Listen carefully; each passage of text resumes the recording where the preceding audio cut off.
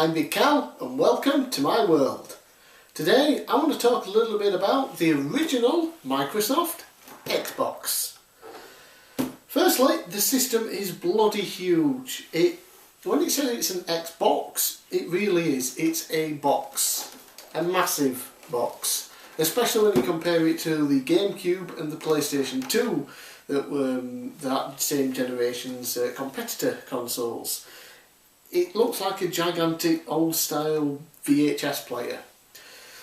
But looks aside, although apart from it being too big, I always kind of liked it. The big green Xbox thing there in the middle. So aside from the look, which some people don't like, some people do, I think it's a great console and extremely underrated.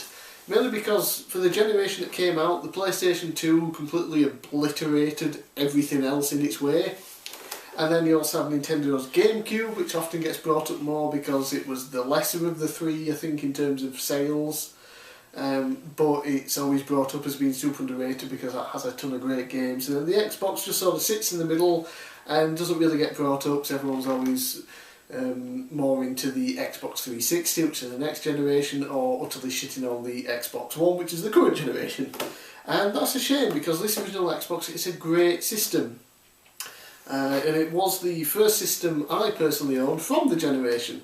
My brother did have a GameCube before I got this, but I couldn't play on it too much because it was his and he played on it.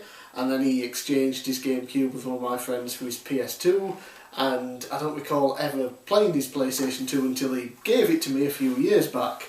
So the Xbox was my jump from the PlayStation 1 era, which was the console I had at the time, into the next generation, and it was insane. And the main reason I bought one over the other consoles is because my best friend got one near the launch, I believe, and after playing his for a couple of years, when it finally came time for me to be able to get my own new console, I went with the Xbox as well. So, Xbox 4 controller ports, which was great, especially for one particular game I'll get to soon. The PlayStation 2, like I said at the time, only had 2 controller ports, which was kind of odd. The GameCube also had 4 as well. So great for multiplayer co-op, sat in the same bloody room, not over the internet like everything is now. Controller to play the games. When I finally got the Xbox, this was the controller that came with it. The Xbox controller S or whatever, the small version. And it's sort of similar in design to what the 360 controller would end up being. You've got some triggers here, analog sticks, blah blah blah blah, buttons, black and white. I don't really like this controller, which is odd because I love the 360 controller, I don't care for this one. And when I bought my Xbox, this came with it. However, I did ask the guy, the counter, if they had any original ones, which have been named the Duke now. And it's this big bugger that originally came with it that everyone seems to hate, and I don't understand why. It's fantastic. I love this controller. And I've got small hands, I don't have big hands, I have absolutely no discomfort playing on this for hours on end. And I absolutely love the controller. I prefer the layout of the buttons, the black and white buttons up here, start and back here. I just much prefer it to this tiny, shoddy thing. So, the Xbox Duke controller, and definitely in my opinion an underrated controller since most people hate it. Another controller here, you have 2 ports there for memory cards. While this system did have a hard drive built in to save games, you could also have memory cards to save to that and then take it to a friend's house if you wanted or whatever, but I've never owned one. I don't think I've actually ever seen one in person other than like on the shelf in the shop. I've never used one because I don't really need to take my game saves anywhere, and the hard drive that's in it, I genuinely have no idea how big it is. But when you first get it, it says you've got over 50,000 free blocks of space. And after all the years of having it and all the games I've got and the games that I've got rid of, I still have 50,000 plus blocks in it. So no idea what space is in there, but I've yet to get anywhere below 50,000 blocks on it. so that's really good. But of course, controller, hard drive space, doesn't matter if the games you're playing with it are utter shite. So let's get on to the games, and we'll start first with the game that got me to buy the system, the game that got most people to buy the system, the game that came with my system as well, despite being years later, and that is Halo Combat Evolved. As you can see, this is just the game manual and the game in a cheap DVD case that I bought. The reason being, despite the fact it came with the console, all you got was the disc in a little paper sleeve and the manual, which is kind of sucky, so I don't actually have the original box or anything. But that doesn't matter because the game is fantastic. Like I said, my friend got the Xbox when it came out, he got Halo, we played the hell out of it, multiplayer, we loved that thing so much we would have what we called Halo days. A group of us get together at his house, 4-player co-op, all day, switching between us, you know, because there was usually more than 4 of us, just playing the hell out of the game. Absolutely fantastic. This was the main reason that I ended up buying the Xbox years later. And it's still one of my favourite games of all time. In fact, my top 10 favourite games list that I did on my website, bigcal.co.uk, just a written article, had Halo Combat Evolved in my top 10 favourite games list, so I'm not lying. Love this game. Another game that came with it, again the same problem with Halo in terms of no box, it was just the instruction manual and the disc in a paper sleeve, Midtown Madness 3. It's a racing game. I'm not typically into most racing games like this, however the mode I would play all the time was cruise mode or take a ride or whatever the hell it's called. We just choose one of the levels and choose a car and just drive around. You can also listen to your own music during gameplay, which of course you can put onto the hard drive. So I even have some music on the hard drive as well as all the game saves, and I still haven't broke beyond 50,000 plus blocks. So it's a fun driving game, lots of like hidden items and stuff you can unlock, like colours for cars, unlock new cars, things like that. Fun enough. I was blown away by the graphics at the time, but they don't quite hold up as well now. Moving on then, Halo 2. What an utter disappointment this game is. And that might seem odd because most people seem to adore this game and call it, you know, the best Halo or whatever. After Halo 1, playing it for so many years before I even got the Xbox and getting my own Xbox, playing the hell out of Halo again, I was so excited for Halo 2. It was one of the first games I believe I ever ordered online at the time. I might have actually pre-ordered this, in fact. Got it, and I just don't like it. I don't. It doesn't feel the same as the first Halo, which is weird. And then you also get the other missions where you play as the alien, which seems like a cool idea, but I just never cared for it. The multiplayer just wasn't the same either. Although I think most people tend to like this because of the Xbox Live online multiplayer, which I never played because I wasn't able to hook it up to my internet at the time. So, huge disappointment. Okay, another game now is EA Sports Fight Night Round 2. Boxing game. I always quite enjoy boxing games, so definitely had to pick one up for the Xbox, and it's a pretty good game. I like how you use one of the analog sticks just for your punches, depending on which way you turn it, you know, just how you control the analog stick determines which kind of punch you throw. It's a jab, it's a cross, you know, it's a body blow, it's an uppercut. Works really well, so I always enjoyed that game. An odd game next is Fahrenheit. It's been a very long time since I played any of this. I played it just before this to record some footage. I loaded up my save file, I had no idea what the hell was going on. But it's an interesting game. I remember what I have played of it being good so far. A lot of people recommend this. It is called something different outside of Europe. I can't for the life of me remember it. But it has just recently been remastered in HD. So if you are interested in this game, maybe look into picking up the HD version instead. Another game that came bundled with the console that actually did get the proper case and everything is Rainbow Six 3. It's shit. Got 3 arcade collections here, the Midway Arcade Treasures, 1, 2 and 3, bunch of obviously Midway arcade games, some real gems in here as well as some shite. I'm not going to talk too much about this because I have recorded game footage of all of them, and I do plan on doing a little video on all 3 very soon. And the original Xbox also had some really cool 3D platformers. Some of them were exclusive to the Xbox, such as this one, Voodoo Vince.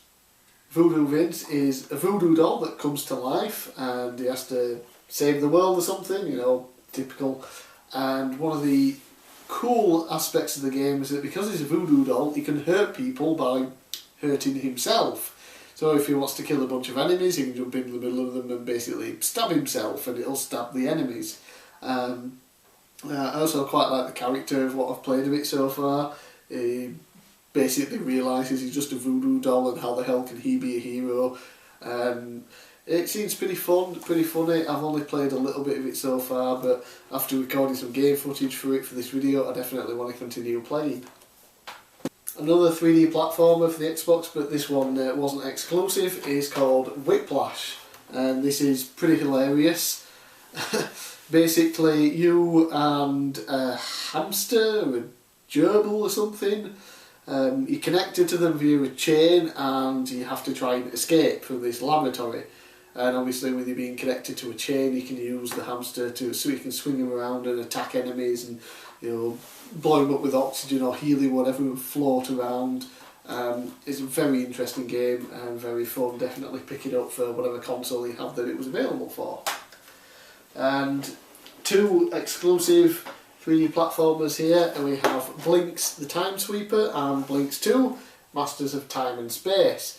Obviously the big deal with these is that you can control time to an extent. You can pause, so all the enemies pause, the levels pause, the platforms, whatever. You can rewind if you die, you can speed things up. Pretty cool concept. Most people prefer the first one to the second one. Admittedly, I have only played them a little bit just to record footage for this, and based on what the first impressions of the game are, I think the second one's a lot better. The first one seems to be small areas with little challenges. I don't know if that changes after a few levels, but this one seems more like a normal open world 3D platformer like you would expect. Either way, 2 exclusive platformers for the Xbox. If you're into those games, definitely pick these up. Now, this next pile of games I've got here are all based on TV shows and movies.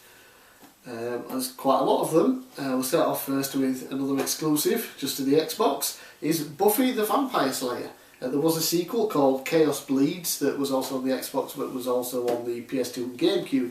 The first one here was exclusive. Very fun, you know, action platformer, beat 'em uppy style thing. You go around beating the crap out of vampires. You got an interesting story. Voice acting's not the best because there were very few of the original voice actors here. I genuinely don't know what original ones came back to voice it, but Buffy, Sarah Michelle Gellar, is not in the game. She doesn't voice her character at all, so it is a little odd sounding at first, but it's a very fun action style game. Just move on. The Warriors basically go around beating the shit out of gangs as a gang, based on the movie The Warriors, of course. I've never actually seen the movie, I just know of the premise of it, mainly because The Simpsons parodied it once, which is where a lot of my movie knowledge comes from. It's created by Rockstar, so you know it's going to be, it has a decent chance of being good, and from what I've played of it to record this, it seems like fun. Whether or not it's great overall, I don't really know. Wrestling games, of course, we have WWE Raw, which is utter shite and garbage. It was also released on the PC. Was like I think the first WWE game released on the PC, and the last until the most recent game, WWE 2K15. And there's probably a reason for that, because this game utterly sucked. So I guess they figured, screw that, I'm not making any more for the PC. It's slow, it's sluggish, it's terrible. WWE Raw 2, however, was exclusive to the Xbox and was a huge improvement on the original. Faster, better gameplay, just better everything. Playing it now, it doesn't hold up as well, but back in the day this was all I had to play new wrestling games. I didn't have the GameCube for the Day of Reckoning series, I didn't have the PS2 for the SmackDown and then SmackDown vs Raw series. I only had this. I didn't even own Raw 1 at the time, I only had Raw 2, and this was fantastic and I loved it and I played it for years on end. Like I say, it doesn't hold up as well, but it's still a really fun game. And then WWE WrestleMania 21 improved the graphics and there was blood and all this other stuff, and it looked great on paper, and then you play it and it's just so dull. It really is dull as fuck. Okay, we'll get on to some really good games now, and it is X-Men Legends and X-Men Legends 2 Rise of Apocalypse. One of my favourite games right now, well not right now, when it came out, was Marvel Ultimate Alliance. You get a bunch of Marvel characters, you go around overhead view, beating the crap out of enemies, completing certain tasks and levelling up. But before the Marvel series, it was just X-Men. We have all the X-Men characters in unique stories and basically similar style of gameplay.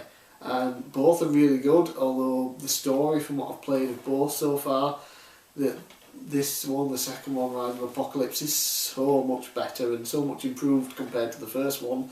Both are great though, definitely check these out. Family Guy, the video game. It's too hot for TV, too shite for me. Pretty terrible game overall. It's mixed into 3 different games really. You have Peter that you play as, and it's a side-scrolling beat-em-up, similar to the Streets of Rage type thing, except it's terrible. It controls awful, and half of the things that you're supposed to do just don't work. So that part is terrible. Then you have Brian, who it's like a stealth game. We have to stay in the shadows and avoid getting caught and things like that. And it can be okay at first, and then it just gets monotonous when you're doing the exact same thing. The only decent parts of this game are the Stewie levels, which is like a 3D platformer, and Stewie has his ray gun and grappling hooks and things like that. You can also control people's minds and get them to do things for him. So that part of it is fun, but the other 2 parts are terrible. Why they had to split it into 3 different game types, I don't know. They should have just kept it as a 3D platformer with Stewie, but then have levels as Peter and Brian and give them unique things rather than a ray gun or something. But nope, they had to turn 2/3 of it into shite. Blade 2, obviously based on the film. Blade 2, it's typical for what you would expect, like an action platformer based on a TV show or a film. A lot of them where you just you run around as Blade, kill vampires, use weapons. But honestly, if you want a vampire game, definitely go with Buffy the Vampire Slayer. It's way better than this. Alias, based on the TV show. Alias, again, you go around levels, completing tasks, you beat people up, you've got gadgets and things. I never watched the show, but I heard surprisingly decent things about the game. I've only played a little bit of it so far, and yeah, so. Next we have Rocky Legends, which is sort of the sequel to the first Rocky game. The first Rocky game you just played as Rocky, worked your way through the story of all the games. This one, however, not only do you play as Rocky, you can also choose to go through season mode as Apollo Creed, Clubber Lang, Ivan Drago and Tommy Gunn. And you start off as them as amateurs, and then you have to work the way up to essentially get into the big times and fighting Rocky. And it's really cool being able to play as all those different characters and starting off as them when they're not basically the champion or anything. you have to build your way up to that. And you know, it's a really fun boxing game. I had a ton of fun just beating the crap out of people on it for hours on end. Loads of unlockable characters as well, including you can play as Mickey back in his prime essentially. So that's really fun to play. Spider-Man 2, based on the film Spider-Man 2, which is an utter pile of shite that everyone seems to love, and I just don't understand it. The game, thankfully, is incredible, and it's always mentioned as one of the better, you know, movie-to-game adaptations, and for a reason. You've got the great open world of New York. You can web swing around, do what the hell you want. You know, complete little mini tasks. You know, stop robbers and attackers and things like that. Do little mini side quests and things, as well as the story mode.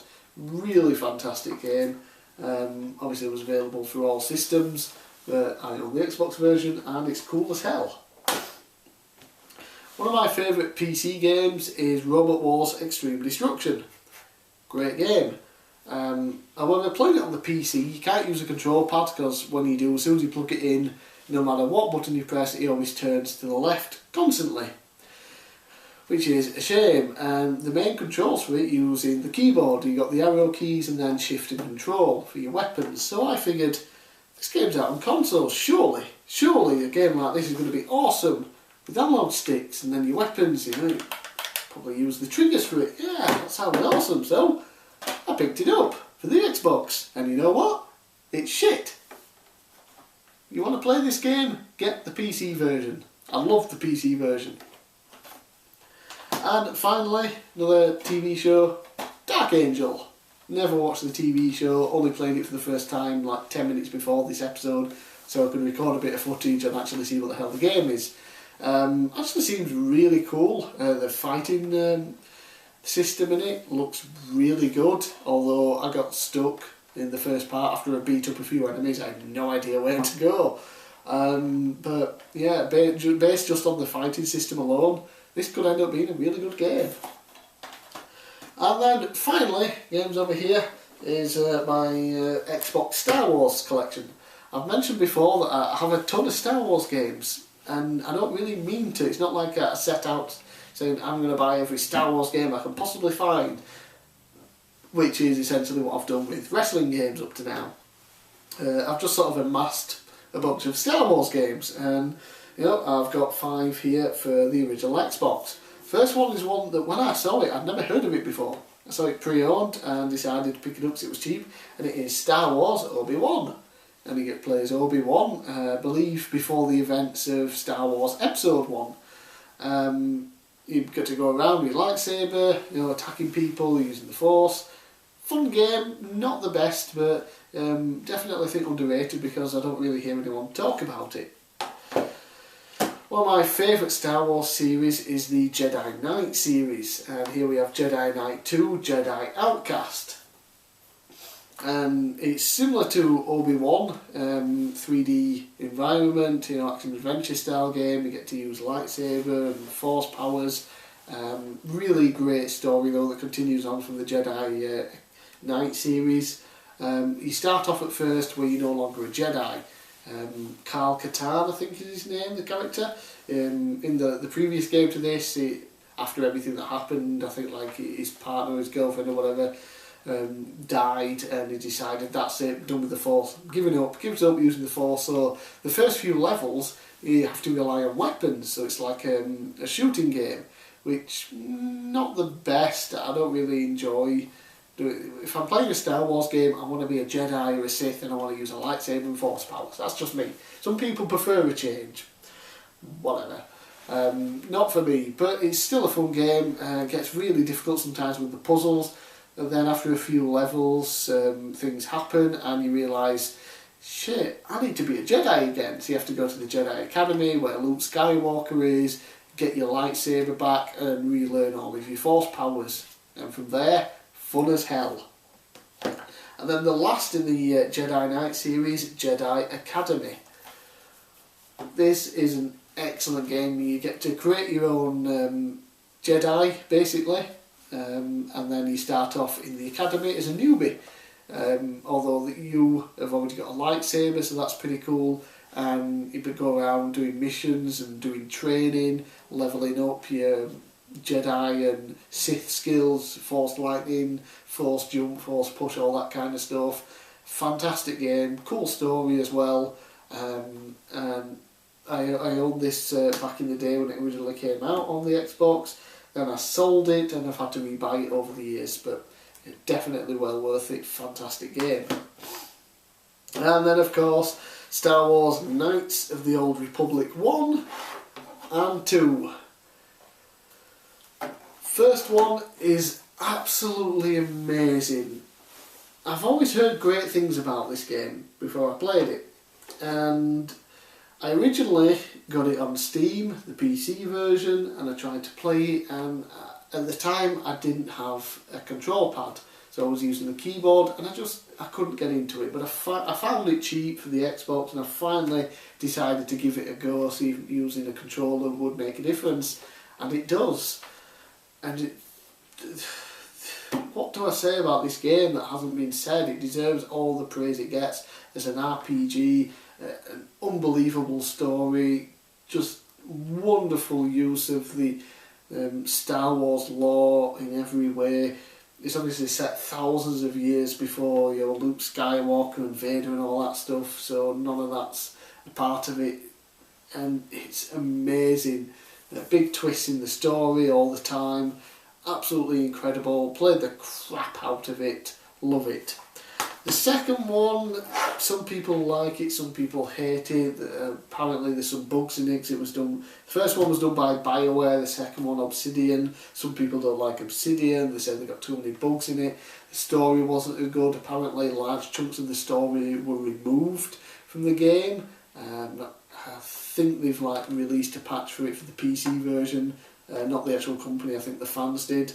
I've only played a tiny bit of this so far, and honestly I got bored almost immediately, and I've not really played much of it. So it's one that I'll try out in the future, but for now the first one is absolutely the best. So that is my current entire Xbox collection. Love the system, like I said. It was my first of that generation system, played the hell out of it, loved Halo, loved some of the games that I've got here. I've bought a lot of these over the last few years that I never owned originally. And it's definitely an underrated system. It's got some amazing games on it, and a lot of the time if I see an Xbox game that was out on the PS2 as well and it's the same price as the PS2 version, I go for the Xbox version. I don't know why. I just prefer collecting certain games on the Xbox rather than the PS2, which is odd, but that's what I do. I love collecting for the original Xbox. So that's all I'm going to talk about today. I've probably gone on a bit too long since I decided to talk about all my games that I own, but I felt the need to for this console because I do feel that it's very underrated. So in the comments below, let me know what you think of the original Xbox. What games did you love at the time? What games do you recommend I should buy that I don't have here?